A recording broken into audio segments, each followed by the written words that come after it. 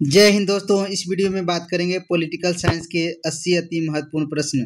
दोस्तों ये वीडियो वैसे लोगों के लिए है जो बच्चे बिहार बोर्ड से 12th का एग्ज़ाम 2026 में देंगे उसके लिए है, या फिर बिहार स्टेट का एग्ज़ाम जो लोग देंगे 11-12 के लिए उसके लिए अति महत्वपूर्ण है। और फिर बीपीएससी 4.0 में जो लोग पॉलिटिकल साइंस से 11-12 के टीचर बनना चाहते हैं तो वैसे लोगों के लिए ये वीडियो अति महत्वपूर्ण है। तो चलिए दोस्तों बिना किसी देर के वीडियो को शुरुआत कर लेते हैं। अगर चैनल पर पहली बार हैं तो चैनल को सब्सक्राइब कर लीजिए ताकि मेरे वीडियो का हर एक नोटिफिकेशन सबसे पहले आपको पहुंच सके। चलिए दोस्तों शुरुआत कर लेते हैं। सवाल सभी ऑब्जेक्टिव है और महत्वपूर्ण सवाल है। सभी ये 12th क्लास से लिया गया प्रश्न जो आपका अर्धवार्षिक परीक्षा हुआ है तो वही सब सारे प्रश्नों हैं।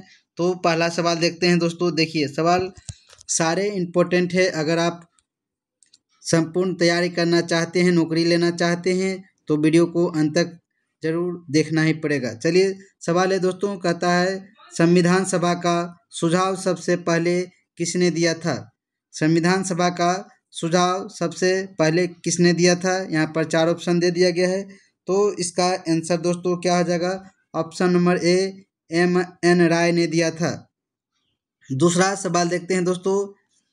सवाल है निम्न में से किस अधिनियम को भारतीय संविधान की रूपरेखा माना जाता है? कौन सा अधिनियम है जो भारतीय संविधान की रूपरेखा माना जाता है? तो दो का आंसर क्या हो जाएगा दोस्तों? ऑप्शन नंबर सी हो जाएगा, भारत सरकार अधिनियम 1935। अगला सवाल देखते हैं दोस्तों। तीसरा सवाल देखते हैं। सवाल कर रहा है भारतीय संविधान की प्रस्तावना को किस रूप में घोषित किया गया है? हमारा जो प्रस्तावना है उसको किस रूप में घोषित किया गया है दोस्तों? 3 का आंसर हो जाएगा ऑप्शन नंबर सी, संपूर्ण संप्रभु समाजवादी धर्मनिरपेक्ष लोकतांत्रिक गणराज्य हो जाएगा इसका आंसर। अगला देखते हैं दोस्तों। 4 नंबर है। चौथा सवाल है, कहता है किस देश के संविधान का भारतीय संविधान पर सबसे ज़्यादा प्रभाव पड़ा था? किस देश के संविधान का भारतीय संविधान पर सबसे अधिक प्रभाव पड़ा? तो 4 का आंसर क्या हो जाएगा दोस्तों? ऑप्शन नंबर बी हो जाएगा, ब्रिटेन हो जाएगा। एक सवाल और आता है, किस देश का अलिखित संविधान है? तो ब्रिटेन देश का। अगला देखते हैं दोस्तों। 5वां नंबर सवाल है, कहता है निम्न में से कौन सा भारतीय संविधान का सभा का सदस्य नहीं था? भारतीय संविधान सभा का सदस्य नहीं था। तो 5 का आंसर क्या हो जाएगा? ऑप्शन नंबर ए हो जाएगा, महात्मा गांधी संविधान सभा का अध्यक्ष नहीं था दोस्तों, सदस्य नहीं था। अगला सवाल देखते हैं दोस्तों। 6 नंबर सवाल कहता है भारतीय संविधान में राज्य के निर्देशक सिद्धांत किस देश से लिया गया है? तो 6 का आंसर क्या हो जाएगा दोस्तों? ऑप्शन नंबर सी, आयरलैंड देश से लिया गया है। अगला देखते हैं। 7 नंबर सवाल है दोस्तों, कहता है भारत में शामिल होने वाली अंतिम रियासत कौन थी? भारत में शामिल होने वाले अंतिम रियासत कौन थी? तो इसका आंसर क्या हो जाएगा दोस्तों? ऑप्शन नंबर सी हो जाएगा, जूनागढ़ हो जाएगा। अगला देखते हैं दोस्तों। 8 नंबर सवाल है। सभी सवाल अति महत्वपूर्ण है। विश्व का सबसे लंबा लिखित संविधान किस देश का है? विश्व का सबसे लंबा लिखित संविधान किस देश का है? तो इसका आंसर क्या हो जाएगा दोस्तों? ऑप्शन नंबर डी हो जाएगा, 8 का, भारत का।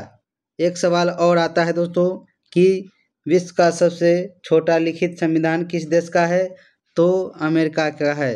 और प्रथम लिखित संविधान अमेरिका का ही है। चलिए 9 नंबर देखते हैं दोस्तों। 9 नंबर सवाल है, कहता है भारत के पहले उपराष्ट्रपति कौन थे? भारत के सर्वप्रथम उपराष्ट्रपति कौन थे? तो 9 का आंसर क्या आ जाएगा दोस्तों? Option number D, doctor Radhakrishnan, जिसको हम क्या बोलते हैं? डॉक्टर सर्वपल्ली राधाकृष्णन। 10 नंबर देखते हैं दोस्तों, कहता है भारत का संविधान कैसा है? तो भारत का संविधान कठोर और लचीला दोनों है। 11 नंबर देखते हैं, पूरा फास्ट रिवीजन करेंगे, 80 क्वेश्चन इस वीडियो में देखेंगे और आपको कमेंट बॉक्स में बताना है कि आपका 80 में से कितना सही हुआ है। चलिए 11 नंबर देखते हैं दोस्तों। कहता है भारत में संसदीय शासन प्रणाली किस देश से लिया गया है? तो 11 का आंसर क्या हो जाएगा दोस्तों? ऑप्शन नंबर सी हो जाएगा, ब्रिटेन देश से लिया गया है। 12 नंबर देखते हैं, सवाल है 12, भारतीय संविधान का गठन कब हुआ था? भारतीय संविधान का गठन कब हुआ था दोस्तों? तो ये 1946 को गठन हुआ। एक सवाल आता है दोस्तों, हमारा संविधान बनकर कब तैयार हुआ? तो 26 नवंबर 1949 को हुआ। एक सवाल और आता है कि हमारा संविधान कब लागू हुआ? तो 26 जनवरी 1950 को लागू हुआ था। चलिए 13 नंबर देखते हैं दोस्तों। 13 नंबर सवाल कहता है मौलिक कर्तव्य को किस संशोधन द्वारा जोड़ा गया है? मौलिक कर्तव्य जो है किस संशोधन द्वारा जोड़ा गया है? तो 13 का आंसर हो जाएगा दोस्तों ऑप्शन नंबर बी, 42वां संविधान संशोधन कब हुआ था? 1976 के तहत जोड़ा गया था। 14 नंबर देखते हैं दोस्तों। कहता है वर्तमान में भारतीय नागरिकों को कितने प्रकार का मौलिक अधिकार प्राप्त है? तो दोस्तों पहले जो हमारे संविधान में 7 प्रकार के मौलिक अधिकार प्राप्त थे। अब एक सवाल और आता है कि मौलिक अधिकार किस देश से लिया गया है? तो अमेरिका देश से लिया गया है। अब आता है एक सवाल और कि मौलिक अधिकार का भाग वर्णन कितने में किया गया है? तो भाग पूछे तो आपको 3 में वर्णन किया गया है। अब दोस्तों सवाल है कि वर्तमान में मौलिक अधिकार कितने हैं? तो अभी 6 हैं। अब एक 7वां संपत्ति का अधिकार हटा दिया गया है। चलिए अगला सवाल देखते हैं। सवाल कहता है 15 नंबर दोस्तों, मौलिक अधिकार न्याय है, इसका अर्थ क्या हुआ? तो 15 का आंसर हो जाएगा ऑप्शन नंबर बी हो जाएगा दोस्तों, इन्हें न्यायालय द्वारा लागू करवाया जा सकता है। 16 नंबर देखते हैं, कह रहा है 16 नंबर, शिक्षा के अधिकार से संबंधित कौन सा अनुच्छेद है? शिक्षा के अधिकार से संबंधित कौन सा अनुच्छेद है? तो इसका आंसर हो जाएगा ऑप्शन नंबर डी, अनुच्छेद 21 के 1 के तहत। 17 नंबर देखते हैं दोस्तों। कहता है शोषण के विरुद्ध अधिकार में कौन सा शामिल है? तो जबरन मजदूरी पर रोक, बाल श्रम पर रोक, दोनों इसका आंसर हो जाएगा ऑप्शन नंबर सी हो जाएगा। 18 नंबर देखते हैं दोस्तों। कहता है मौलिक कर्तव्य बाध्यकारी है, किसके लिए है? तो 18 का आंसर क्या हो जाएगा ऑप्शन नंबर बी, नागरिकों के लिए बाध्यकारी है। 19 नंबर देखते हैं दोस्तों। कहता है मौलिक अधिकार निलंबित किए जा सकते हैं, कब निलंबित किए जा सकते हैं? तो ये राष्ट्रीय आपातकाल के दौरान निलंबित किए जा सकते हैं। 20 नंबर देखते हैं सवाल, सभी सवाल अति महत्वपूर्ण है। सवाल है दोस्तों, कह रहा है संपत्ति के अधिकार को किस संशोधन अधिनियम द्वारा मौलिक अधिकारों की सूची से हटा दिया गया? तो इसका आंसर क्या हो जाएगा दोस्तों ऑप्शन नंबर बी, 44वां संविधान संशोधन 1978 के तहत। चलिए 21 नंबर देखते हैं दोस्तों। कहता है नवंबर 1949 का क्या महत्व है? तो 21 का आंसर हो जाएगा दोस्तों ऑप्शन नंबर ए, संविधान को अपनाया गया था। बोले थे कि 26 नवंबर 1949 को अपनाया गया और 26 जनवरी 1950 को लागू किया गया था। चलिए अगला देखते हैं दोस्तों। 22 नंबर सवाल है, कहता है राज्य के नीति निर्देशक सिद्धांतों का उद्देश्य क्या है? इसका क्या उद्देश्य है? तो 22 का आंसर क्या हो जाएगा ऑप्शन नंबर बी हो जाएगा दोस्तों, कल्याणकारी राज्य की स्थापना करने के लिए। 23 नंबर देखते हैं। देखिए सवाल आ गया है 23 नंबर। कहता है राज्य के नीति निर्देशक तत्व संविधान के किस भाग में वर्णित किया गया है? तो 23 का आंसर हो जाएगा दोस्तों ऑप्शन बी भाग 4 में वर्णन किया गया है। 24 नंबर सवाल देखिए, कहता है समान नागरिक संहिता का उल्लेख संविधान के किस अनुच्छेद में किया गया है। समान है दोस्तों, तो आपको याद रखना है 4 देखिए समान है, तो अनुच्छेद 44 इसका आंसर हो जाएगा। 25 नंबर देखते हैं दोस्तों, कहता है भारत राष्ट्र का संवैधानिक प्रमुख कौन होता है। 25 का आंसर क्या हो जाएगा, ऑप्शन नंबर बी राष्ट्रपति हो जाता है। सवाल आता है दोस्तों, तीनों सेनाओं का प्रधान कौन होता है, तो राष्ट्रपति होता है। भारत का प्रथम नागरिक कौन होता है, तो राष्ट्रपति होता है। राष्ट्रपति बनने के लिए न्यूनतम आयु कितना चाहिए, 35 वर्ष होना चाहिए। चलिए अगला सवाल देखते हैं दोस्तों, 26 नंबर है, भारत में वास्तविक कार्यपालिका शक्ति किसमें निहित होती है। तो 26 का आंसर हो जाएगा दोस्तों ऑप्शन नंबर बी प्रधानमंत्री में। अब दोस्तों एक सवाल आता है, प्रधानमंत्री बनने के लिए कितना न्यूनतम आयु चाहिए, तो 25 वर्ष चाहिए। चलिए अगला देखते हैं दोस्तों, 27 नंबर सवाल है, भारतीय सशस्त्र बलों का सर्वोच्च सेनापति कौन होता है। तो 27 का आंसर दोस्तों हो जाएगा सी राष्ट्रपति हो जाएगा। राष्ट्रपति तीनों सेनाओं का प्रधान होता है, थल सेना, वायुसेना, जल सेना। 28 नंबर देखते हैं, सवाल है, ये भी सवाल अति महत्वपूर्ण है। कहता है उपराष्ट्रपति पदेन सभापति होते हैं, किसका होते हैं। एक सवाल आता है कि पदेन सभापति कौन होते हैं संसद के, तो उपराष्ट्रपति होते हैं। तो किसके होते हैं, राज्यसभा, लोकसभा, नीति आयोग। तो 28 का आंसर हो जाएगा ऑप्शन नंबर बी राज्यसभा के पदेन सभापति होते हैं। कौन होते हैं, उपराष्ट्रपति। चलिए 29 नंबर सवाल है, कह रहा है दोस्तों भारत का राष्ट्रपति पद पर रह सकता है, कब तक रह सकता है। तो दोस्तों इसका कोई निश्चित नहीं है, अनगिनत बार रह सकता है। ऐसे कार्यकाल पूछे तो 5 वर्षों का होता है।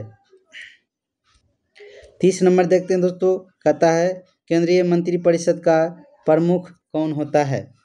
केंद्रीय मंत्रिपरिषद का प्रमुख कौन होता है, तो प्रधानमंत्री होता है, ऑप्शन नंबर बी। अगला देखते हैं 31 नंबर, कहता है भारत के प्रधानमंत्री की नियुक्ति कौन करता है। भारत के जो प्रधानमंत्री होते हैं उनका नियुक्ति कौन करता है। तो 31 का आंसर हो जाएगा ऑप्शन नंबर ए राष्ट्रपति करता है। 32 नंबर देखते हैं दोस्तों, 32 नंबर सवाल है, राष्ट्रपति किसकी सलाह पर लोकसभा भंग कर सकता है। दोस्तों लोकसभा भंग होता है, राज्यसभा भंग नहीं होता है।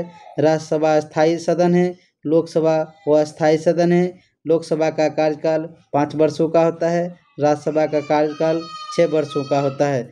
लोकसभा को प्रथम सदन कहते हैं, राज्यसभा को द्वितीय सदन कहते हैं, और लोकसभा को निम्न सदन कहते हैं, राज्यसभा को उच्च सदन कहते हैं। सभी फैक्ट को आपको याद रखना है। चलिए 33 नंबर देखते हैं दोस्तों, कह रहा है सवाल, केंद्रीय सरकार के प्रति अविश्वास प्रस्ताव किस सदन में प्रस्तुत किया जा सकता है।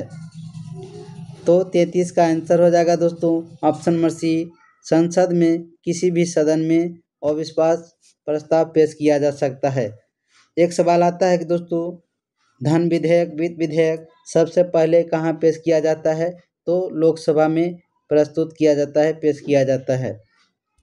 चलिए 34 देखते हैं दोस्तों, कहता है 34 नंबर सवाल, राष्ट्रपति का चुनाव कौन संपन्न कराता है। राष्ट्रपति का चुनाव कौन संपन्न कराता है। 34 का हो जाएगा ऑप्शन नंबर बी निर्वाचन आयोग।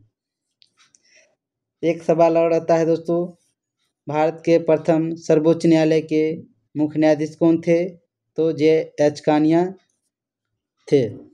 चलिए अगला देखते हैं 35 नंबर, कहता है भारतीय संसद में कौन शामिल है। देखिए दोस्तों संसद भारतीय संसद में कौन शामिल है? तो लोकसभा है, राज्यसभा है और राष्ट्रपति, तीनों शामिल है। अब सवाल आता है कि भारतीय संसद में कितने सदन हैं? तो 2 सदन हैं, लोकसभा और राज्यसभा। चलिए अगला देखते हैं। 36 नंबर है दोस्तों। 36 नंबर सवाल है, कहता है राज्यसभा के सदस्यों का कार्यकाल कितने वर्षों का होता है? 36 का आंसर हो जाएगा ऑप्शन में सी, 6 वर्षों का होता है। 37 देखते हैं। कहता है संसद के दोनों सदनों की संयुक्त अधिवेशन की अध्यक्षता कौन करता है? जब दोनों संसद एक साथ बैठक होता है तो उसका अधिवेशन की अध्यक्षता कौन करता है? 37 का आंसर क्या हो जाएगा दोस्तों? ऑप्शन में डी, लोकसभा अध्यक्ष करता है। अगला देखते हैं दोस्तों। सवाल है धन विधेयक प्रस्तुत किया जा सकता है? तो 38 का हो जाएगा ऑप्शन नंबर ए, केवल लोकसभा में। राज्यसभा में 14 दिनों के लिए भेजा जाता है। अगला देखते हैं 39। कोई धन विधेयक, कहता है कोई विधेयक धन विधेयक है या नहीं, यह कौन तय करता है? कोई विधेयक धन विधेयक है या नहीं, यह कौन तय करता है? 39 का हो जाएगा दोस्तों ऑप्शन नंबर सी, राष्ट्रपति करता है। 40 नंबर देखते हैं। कहता है 40 नंबर सवाल, भारतीय संसद में शून्यकाल की व्यवस्था किस देश से लिया गया है? तो 40 का आंसर हो जाएगा दोस्तों ऑप्शन में डी, इनमें से कोई नहीं। 41 देखते हैं। सवाल है भारत के उपराष्ट्रपति को उनके पद से कौन हटा सकता है? यानी उपराष्ट्रपति को कौन हटा सकता है? तो 41 का आंसर हो जाएगा ऑप्शन नंबर सी, संसद द्वारा हटाया जा सकता है, जब दोनों सदन में बहुमत पास हो जाएगा तब। 42 नंबर देखते हैं दोस्तों। कहता है भारत के राष्ट्रपति लोकसभा में कितने व्यक्ति को मनोनीत करता है?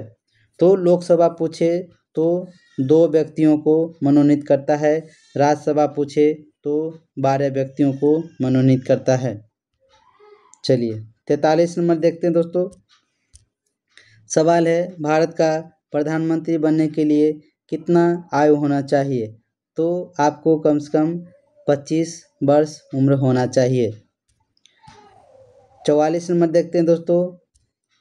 कहता है राज्यसभा को भंग करने की शक्ति किसके पास है? तो इसका आंसर क्या आ जाएगा? इनमें से किसी के पास नहीं है, राज्यसभा कभी भंग नहीं होता है। अगला सवाल देखते हैं दोस्तों। 45 है सवाल, लोकसभा की सदस्यों की अधिकतम संख्या कितना है? लोकसभा में सदस्यों की संख्या अधिकतम कितना है? तो 45 का हो जाएगा डी, हो जाएगा दोस्तों 552 है। इसमें 2 सदस्यों को राष्ट्रपति मनोनीत करते हैं। देखिए 46 नंबर देखते हैं दोस्तों। कह रहा है भारत की पहली महिला राष्ट्रपति कौन थी? एक सवाल और आता है कि भारत के प्रथम राष्ट्रपति कौन थे? तो डॉक्टर राजेंद्र प्रसाद थे। लेकिन सवाल है कि भारत की पहली महिला राष्ट्रपति कौन थी?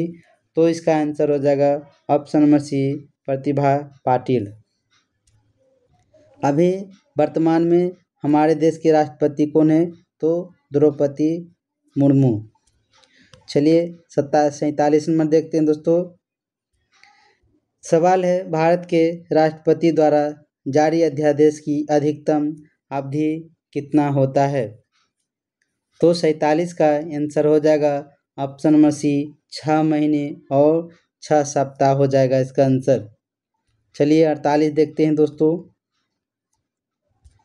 कह रहा है निम्न में से कौन सी शक्ति राष्ट्रपति के पास नहीं होती है? कौन सा शक्ति है जो राष्ट्रपति के पास नहीं है? तो 48 का आंसर हो जाएगा ऑप्शन नंबर डी, विधेयक लाना। 49 देखते हैं दोस्तों।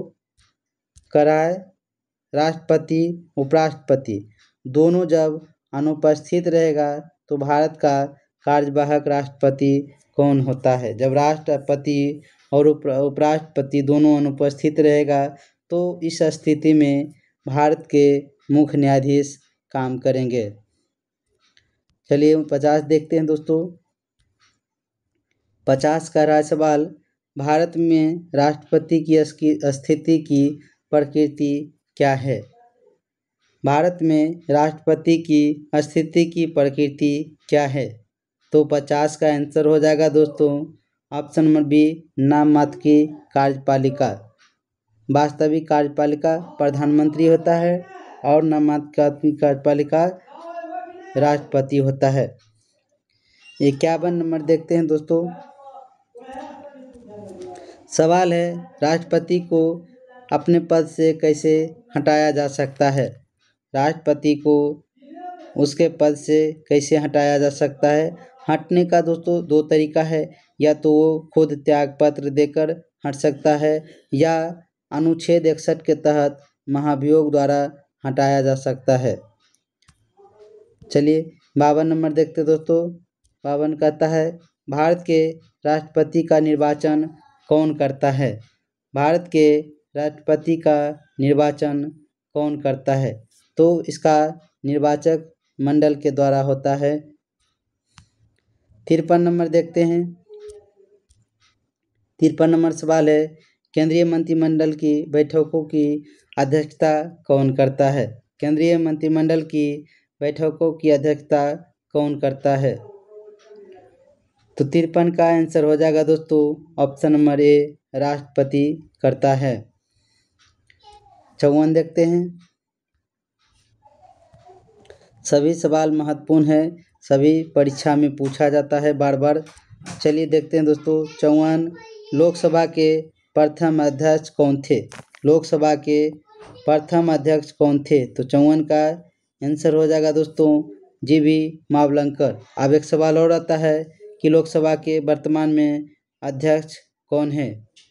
तो ओम बिरला हैं। कौन है, ओम बिरला है। चलिए अगला सवाल देखते हैं 55 नंबर दोस्तों। राज्यसभा में राज्यों का प्रतिनिधित्व निर्भर करता है, किस पर निर्भर करता है। तो 55 का आंसर हो जाएगा दोस्तों ऑप्शन नंबर बी हो जाएगा, जनसंख्या पर। अगला देखते हैं 56, राज्यसभा के सदस्यों का चुनाव किस प्रणाली से होता है।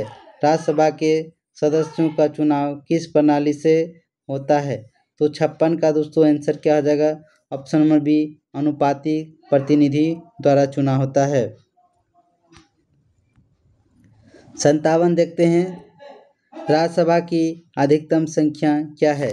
यानी राज्यसभा में टोटल सदस्यों की संख्या कितना है। तो 57 का हो जाएगा आंसर नंबर ए, 252 हो जाएगा, जिसमें से 12 राष्ट्रपति मनोनीत करते हैं। 58 नंबर देखते हैं दोस्तों। कहता है सवाल, राज्यसभा के 1/3 सदस्य कितने वर्षों में सेवानिवृत्त हो जाते हैं, यानी हट जाते हैं।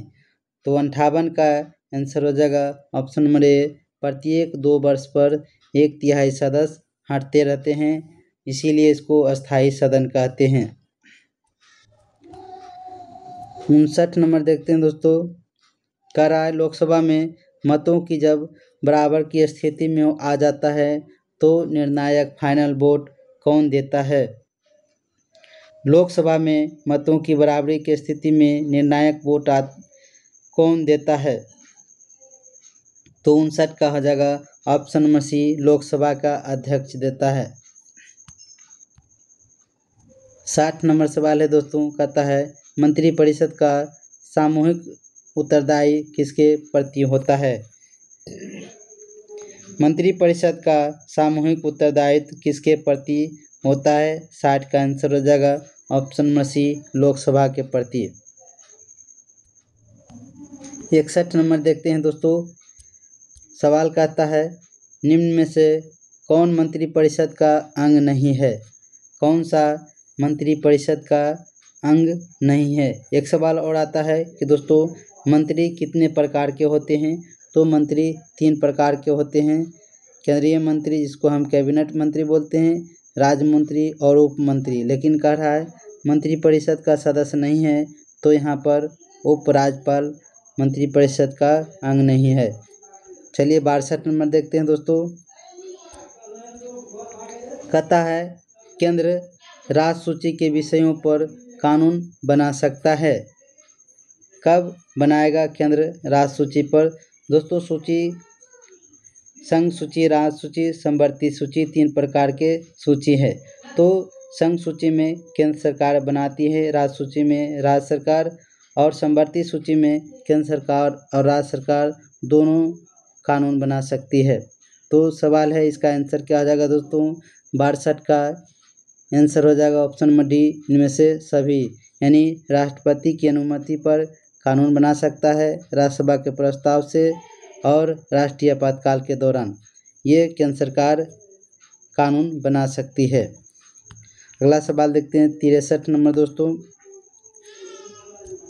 कहता है कौन सी भारतीय संघात्मक व्यवस्था की एकात्मक विशेषता क्या है? कौन सी भारतीय संघात्मक व्यवस्था की एकात्मक विशेषता क्या है? तो 63 का आंसर क्या हो जाएगा दोस्तों? ऑप्शन नंबर सी हो जाएगा, एकल नागरिकता। भारत में कैसी नागरिकता है? तो एकल नागरिकता है। 64 नंबर देखते हैं दोस्तों। कहता है एक राष्ट्र एक चुनाव संबंधित है, इसका मतलब क्या है? वह एक राष्ट्र एक चुनाव का मतलब क्या है, किससे संबंधित है दोस्तों? तो 64 का आंसर हो जाएगा सी नंबर, एक साथ चुनाव से। 65 नंबर देखते हैं दोस्तों। ये भी सवाल अति महत्वपूर्ण है।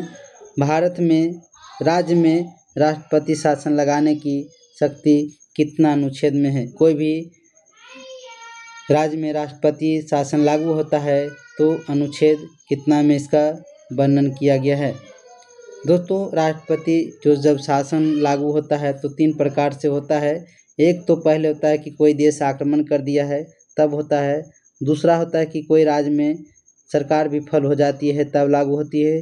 तीसरा है सशस्त्र सेनाओं में विद्रोह, यानी सेना में आपस में लड़ाई झगड़ा हो जाता है, तब इस स्थिति में राष्ट्रपति शासन लागू होता है। और एक सवाल और आता है दोस्तों कि भारत में वित्तीय आपातकाल की घोषणा कितने बार हुआ? अभी तक कभी नहीं लागू है। तो इसका आंसर दोस्तों 65 का क्या हो जाएगा? ऑप्शन नंबर ए, 352 अनुच्छेद के तहत राज्य में राष्ट्रपति शासन लागू होता है। 66 नंबर सवाल है दोस्तों। कहता है भारत में राज्य की सीमाओं को कौन बदल सकता है? भारत में राज्य की जो सीमा होता है उसको बदल कौन सकता है? तो इसका आंसर हो जाएगा ऑप्शन नंबर सी, संसद बदल सकता है दोस्तों। 66 का सी हो जाएगा। 67 नंबर देखते हैं। 67 नंबर सवाल है दोस्तों। भारतीय संघ में राज्य सरकार का वास्तविक प्रमुख कौन होता है? पहले ही बता दिए थे कि भारतीय संघ में राज्य सरकार का वास्तविक प्रधान कौन होता है। देखिए यहाँ पर सवाल आ गया है राज्य सरकार का। केंद्र सरकार का रहता है तो प्रधानमंत्री होता है। कौन होता है? प्रधानमंत्री होता है। लेकिन यहाँ पर राज्य सरकार का वास्तविक प्रधान यहाँ पर कौन हो जाएगा? मुख्यमंत्री हो जाएगा दोस्तों।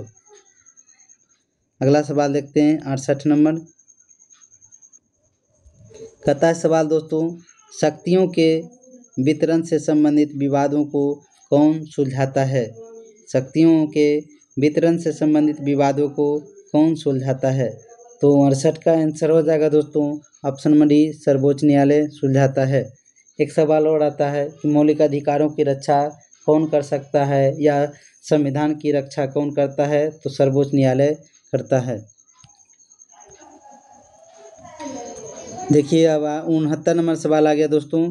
कह रहा है समवर्ती सूची में केंद्र और राज्यों के बीच टकराव जब हो जाता है उस स्थिति में किसकी प्राथमिकता दिया जाता है? बोले थे कि समवर्ती सूची में केंद्र और राज्य सरकार दोनों मिलकर कानून बना सकती है, लेकिन जब दोनों में विवाद हो जाएगा तब किसका वैल्यू रहेगा? तो 69 का हो जाएगा ऑप्शन नंबर बी केंद्र सरकार का वैल्यू ज़्यादा रहेगा। चलिए 70 नंबर देखते हैं दोस्तों। कहता है भारतीय संघवाद की मुख्य विशेषता क्या है? भारतीय संघवाद की मुख्य विशेषता क्या है? तो 70 का हो जाएगा ऑप्शन नंबर डी कार्यपालिका का पृथक्करण। 71 नंबर देखते हैं दोस्तों। कहता है केंद्र शासित प्रदेशों का मुख्य प्रशासक कौन होता है? केंद्र शासित जो प्रदेश है हमारे अभी वर्तमान में देश में कितना है? तो 8 केंद्र शासित प्रदेश है और 28 राज्य है। तो ये केंद्र शासित प्रदेश जो 8 है इसका कहता है प्रदेशों का मुख्य प्रशासक कौन होता है? तो 71 का दोस्तों आंसर हो जाएगा ऑप्शन नंबर बी प्रधानमंत्री होता है। अगला देखते हैं दोस्तों 72 नंबर सवाल कहता है, ये भी सवाल बार बार पूछा जाता है, सरकारिया आयोग किससे संबंधित है? सरकारिया आयोग किससे संबंधित है? तो 72 का आंसर हो जाएगा दोस्तों ऑप्शन नंबर सी केंद्र और राज्य से संबंध में। अगला देखते हैं दोस्तों 73 नंबर सवाल है, कहता है राष्ट्रपति किसकी सलाह से कार्य करता है? राष्ट्रपति अपने मन से काम नहीं करता है तो किसकी सलाह से काम करता है दोस्तों? 73 का आंसर हो जाएगा ऑप्शन नंबर डी प्रधानमंत्री और मंत्रिमंडल के सलाह से काम करता है। 74 नंबर देख लेते हैं। एक सवाल है, भारत की संघीय व्यवस्थाओं में अवशिष्ट अधिकार किसके पास होता है? जब भारत की संघीय व्यवस्था आ जाए तो अवशिष्ट सरकार दोस्तों किसके पास रहेगा? 74 का बी हो जाएगा केंद्र सरकार के सारे पावर रहता है। 75 नंबर देखते हैं दोस्तों। कहता है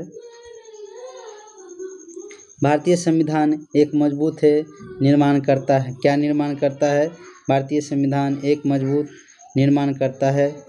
तो 75 का आंसर हो जाएगा ऑप्शन नंबर डी संसद का निर्माण करता है। 76 नंबर देखते हैं दोस्तों। कह रहा है संघ सूची में कुल कितने विषय हैं? संघ सूची में कुल कितने विषय हैं? 76 का आंसर हो जाएगा दोस्तों ऑप्शन नंबर डी 100 विषय हैं। 77 नंबर सवाल है दोस्तों। कह रहा है निम्न में से कौन सा राज्य सूची के अंतर्गत आता है? कौन सा राज्य सूची के अंतर्गत आता है? तो विदेशी मामले ये केंद्र सूची में आता है, रक्षा केंद्र सूची में आता है, बैंकिंग केंद्र सूची में आता है। तो इसका आंसर हो जाएगा पुलिस राज्य सूची में आता है। 78 नंबर देखते हैं दोस्तों। कहता है उस व्यवस्था को क्या कहते हैं जिसमें केवल एक ही स्तर की सरकार होती है? तो इसका आंसर क्या हो जाएगा दोस्तों? 78 का बी हो जाएगा एकात्मक हो जाएगा, जहां एक ही स्तर की सरकार होती है। अगला देखते हैं दोस्तों 79 नंबर। भारत में किस प्रकार की न्यायपालिका है? भारत में किस प्रकार की न्यायपालिका है दोस्तों? 79 का आंसर हो जाएगा ऑप्शन नंबर ए संघीय न्यायपालिका है। 80 नंबर सवाल है दोस्तों। कहता है संसद का उच्च सदन कौन कहलाता है? संसद का उच्च सदन कौन कहलाता है? तो इसका आंसर हो जाएगा ऑप्शन नंबर बी राज्यसभा। तो दोस्तों ये था 80 महत्वपूर्ण प्रश्न। तो कर दीजिए वीडियो को लाइक। मिलते हैं एक नए वीडियो के साथ। जय हिंद।